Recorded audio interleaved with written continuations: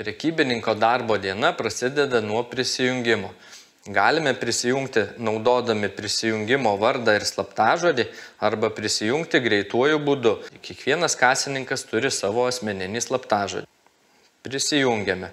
Tuomet reikia dienos pradžioje įdėti pinigų tam, kad turėtume pinigų grąžai.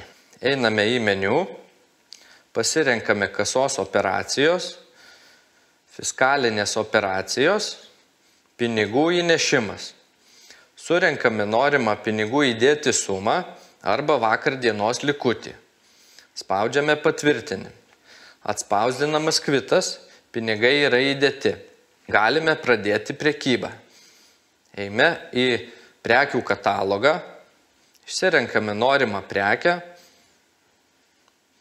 pasirenkame kiekį, papildome krepšelį, pasirenkame papildomų prekių, papildome krepšelį.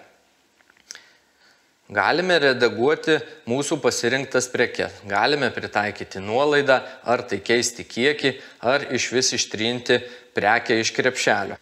Pademonstruosiu, kaip pritaikyti nuolaidą. Tai gali būti procentinė nuolaida arba absoliuti nuolaida. Perbraukiame per pasirinktą prekę, spaudžiame ant nuolaidos, matome absoliuti nuolaida ir procentinė nuolaida. Absoliuti nuolaida tai reiškia, kad mes galim pritaikyti 50 centų, eurą ar 5 eurus nuolaidą. Procentinė nuolaida tai yra procentinė išraiška pritaikoma nuolaida. Pasirinkime procentinę nuolaidą, pamatysim, kaip tai veikia.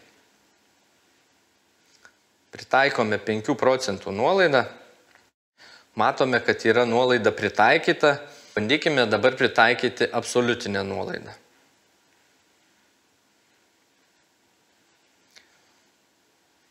Šį kartą pritaikome 5 eurų nuolaidą. Matome, kad nuolaidos yra sumuojamos ir bendroje sumoje jau gaunasi viso su nuolaida. Kaip pakeisti krepšelėje norimos prekės kiekį? Perbraukėme per prekę, spaudžiame redaguoti ir pridedame arba atimame norimų prekių kiekį. Taip, kiekis yra išsaugomas. Visas prekes galime redaguoti.